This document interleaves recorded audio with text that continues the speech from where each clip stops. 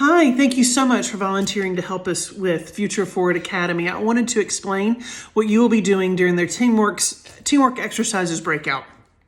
We are going to divide the students into 6 teams, and there are going to be 6 teamwork exercises, and the groups of students will move through each room in blocks of time of 12 minutes. So for your specific room, the exercise that they will be doing is solving a mystery puzzle, which I'll explain in just a second. In terms of the order of events, so once they get to your room, they'll have up to 2 minutes. You'll have up to 2 minutes to give them instructions, which you will need to time. The students will have 7 minutes to complete the project, which you will need to time. They will have 2 minutes to write reflections on what they have learned, again, which one of you will need to time, and one will need to provide prompts for the reflection, which I'll share with you in just a moment.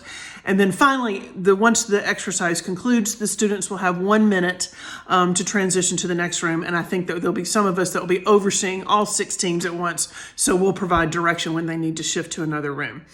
So for your exercise, and this is just rough draft, we'll have plenty of copies on hand for the event. So we are going to provide them with this key.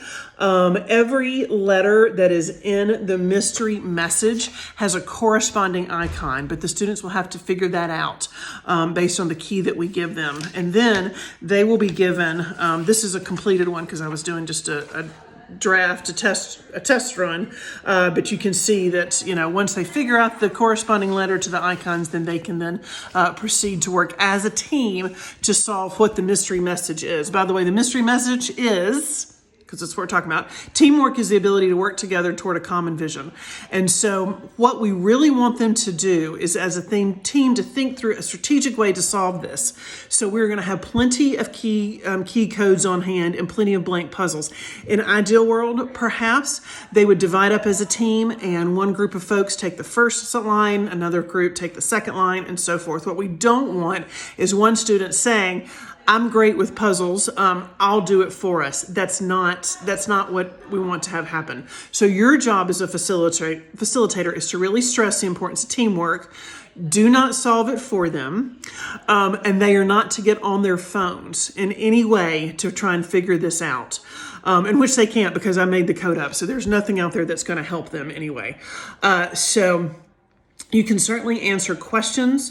We'll have plenty of pens and pencils for them to scratch on, but to try to figure it out. But they need to work together as a team to pull together one answer to present to you as the volunteers.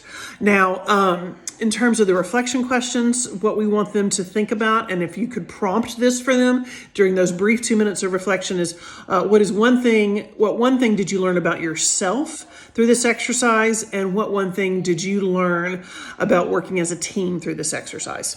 So again, you're there to facilitate, provide instructions, answer any questions, time the exercise, facilitate the reflection, and make sure they don't cheat by getting on their phone, okay? But they've got to figure out the teamwork strategy on their own, okay? Let me know if you have questions. Thanks.